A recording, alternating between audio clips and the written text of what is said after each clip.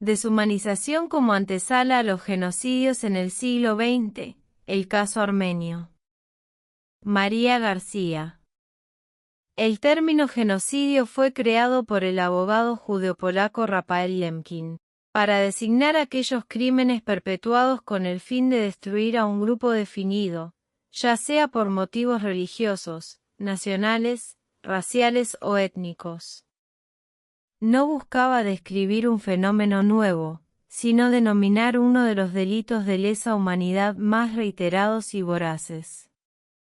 El término fue mencionado en la primera sesión de la Asamblea General de las Naciones Unidas en 1946, más la definición del mismo, que incluía políticos entre los factores que determinan al grupo perseguido, fue sujeta a polémicas entre los países miembros de la organización.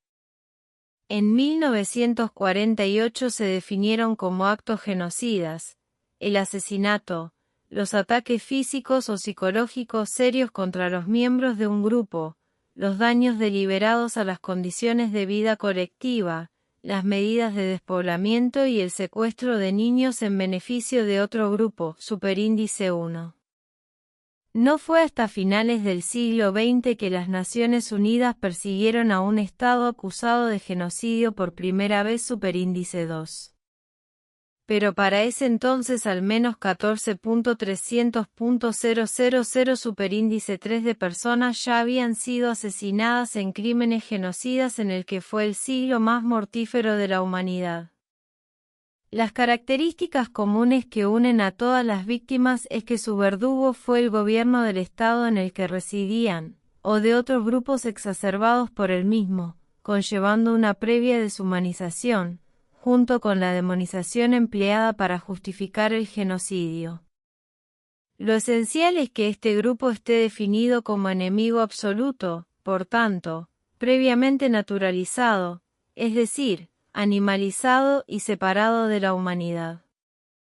La deshumanización y el desprecio a grupos humanos no es particular del periodo referido, es una práctica casi inmemorial, al igual que el genocidio, cuya antigüedad está retratada incluso en textos bíblicos.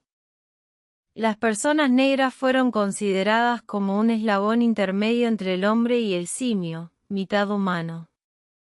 La misma denominación que se le dio a los judíos en el régimen nazi. De esta manera, la percepción de humanidad es determinada por el grupo mayoritario, dominante. La existencia de razas inferiores se menciona tan tempranamente como al comienzo de la colonización americana, aunque hubo incluso aquellos que propusieron que los indígenas no eran humanos. Hacia mediados del siglo XIX Charles Darwin publicó su magnum opus El origen de las especies, donde expuso su teoría de selección natural. Esta fue tergiversada por aquellos que querían legitimar sus acciones en el hemisferio sur, quienes manifestaron que su predominio, acompañado de un sinfín de abusos, era parte de la naturaleza donde los pueblos débiles se ven forzados a sucumbir frente a sus superiores. De esta manera, la ciencia se volvió una justificación de la discriminación racial, empleando un lenguaje científico para esta deshumanización.